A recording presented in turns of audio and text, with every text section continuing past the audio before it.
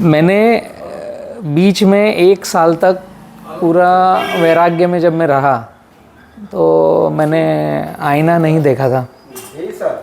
1 साल पूरा मुझे पता ही नहीं था कि आईना देखना है, मतलब वो दौर से मैं गुजर रहा था। उस समय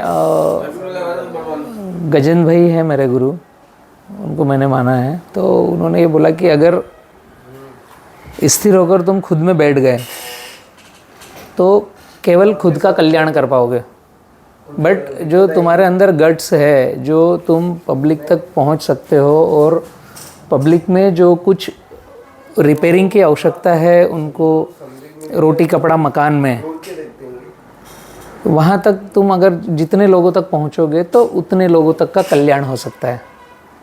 और स्थिर होकर एक जगह बैठे तो केवल खुद का कल्याण होगा। तो डिसीजन तुम लो। फिर बाद में ओशो के जो संन्यास देते हैं वो शिविरों को भी अटेंड किया। ये माला वहीं से मिला है मुझे। संन्यास लेने के बाद नामकरण चेंज होता है, तो उन्होंने भी यह बात रिपीट दोहराई। और मेरा जब नामकरण चेंज किया तो संन्यास्त जीवन में मेरा नाम है कर्म योगी। मतलब बैठना नहीं है, योग तो करना है पर कर्म करते हुए करना है। जी हमारे इधर भी एक तुकाराम महाराज बहुत बड़े संत हैं। हाँ उन्होंने जी। स्वार्थ से परमार्थ साध। एक छोटी सी बात मैं बतलाऊंगा आपको कि एक जैसे चर्चा में रहता है ना कि गौ सेवा करना है, कि गौ माता का ध्यान रखना है।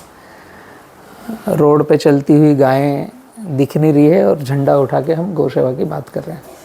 उसमें मैंने एक छोटा सा समझा कि गौ सेवा करना है तो क्या देखना चाहिए। मैंने जब गौशाला को देखा तो मैंने ये पाया कि भारत में कई सारी गौशालाएं हैं जहाँ पर गायें जितनी हैं उसके बराबर गौ चरवासे उनके हैं,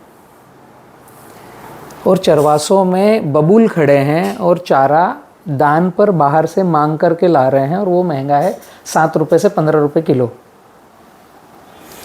तो ऐसे कुछ गौशालाओं को हमने देखा, उनसे बात करी, जिसमें एक गौशाला है जयपुर की, 20,000 गायें हैं वहाँ पर, गवर्नमेंट की है, उसको चला रहे हैं इस्कॉन ट्रस्ट। इस्कॉन ट्रस्ट भी बहुत बड़ा है, वो हिंदुस्तान का काफ़ी बड़ा ट्रस्ट है।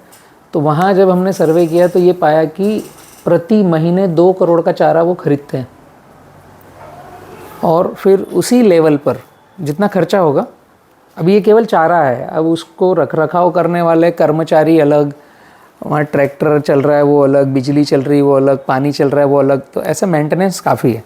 अब उस मेंटेनेंस को पूरा करने के लिए फिर हम गवर्नमेंट पे आश्रित हो या जो दानदाता हैं उनको ढूंढें कि इस बार आपने दे दिया, इस बार आपने दे दिया, इस बार आपने दे दिया। तो जब उसका सर्वे किया तो वहाँ 1498 एकड़ खुद की ज़मीन है। फिर हमने छोटा सा एक आइडिया दिया उनको कि आप छोटे छोटे पॉकेट में, एक एक पॉकेट में ज़मीन को खुद से खेती करो और गायों के लिए चारा खुद उगाओ। तो जो 2 करोड़ का चारा आता है पर मंथ का, वो 65 लाख पे सिमट जाएगा। जो खेती की आइडियोलॉजी थी, सुना, उन्होंने एक्सेप्ट किया। फिर आखिर में बोला अब खेती करेगा कौन, तुम ही खेती करो। तो उन्होंने खेती का जिम्मा हमारे ऊपर दे दिया। अभी वहाँ पर 100 एकड़ में हमारा खेती हो रहा है। छोटा सा एक आइडिया दिया उनको और प्रूफ करके दिखाया। जो मार्केट से 7 से 10 रुपये किलो चारा आ रहा है वो हम उनको 2 रुपये किलो दे रहे हैं, उन्हीं की खेती से उगा करके। उस 2 रुपये किलो में भी हम 10-20 पैसा कमा रहे हैं। मतलब मैं यहाँ से जयपुर 700 किलोमीटर जाकर खेती करके उस खेती से 2 रुपये किलो चारा दे करके भी 10 से 20 पैसा कमा रहा हूँ। मतलब मेरी आजीविका भी निकल रही है, यहाँ से जो मैनेजर रखे हैं, जो लड़के रखे हैं, वो भी कमाई कर रहे हैं। तो इस तरह का मुझे बहुत सारा पैसा चाहिए कि किसी के काम में आने के बाद पैसा निकले। आपका ये जो प्रपोजल है खेती का, ये भी ऐसा ही है।